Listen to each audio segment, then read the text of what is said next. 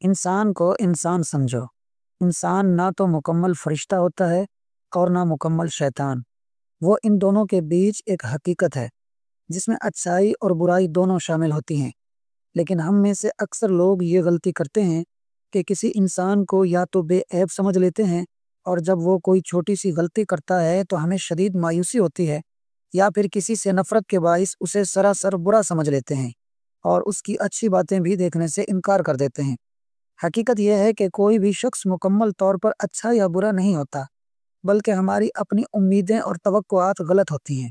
ہم چاہتے ہیں کہ لوگ ہماری سوچ کے مطابق چلیں، لیکن جب وہ ہماری امیدوں پر پورا نہیں اترتے تو ہم انہیں یا تو حد سے زیادہ مایوس کن سمجھنے لگتے ہیں یا پھر مکمل مسترد کر دیتے ہیں۔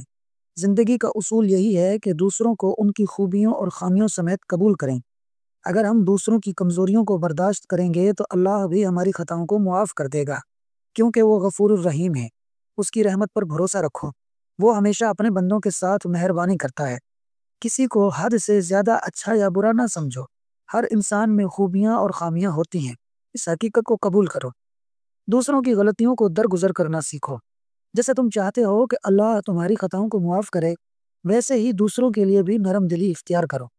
اپنی امیدوں کو حقیقت پسند بناؤ، کسی سے غیر حقیقی توقعات نہ رکھو تاکہ مایوسی نہ ہو۔ دوسروں کو ان کی ذات سمیت قبول کرو، ان کی خوبیاں اور کمزوریاں دونوں کو تسلیم کرو، کیونکہ یہی اصل انسانیت ہے۔ اللہ کی رحمت پر یقین رکھو، وہ بندوں کی توبہ قبول کرنے والا اور ان کی خطاؤں پر پردہ ڈالنے والا ہے۔ اس پر بھروسہ رکھو۔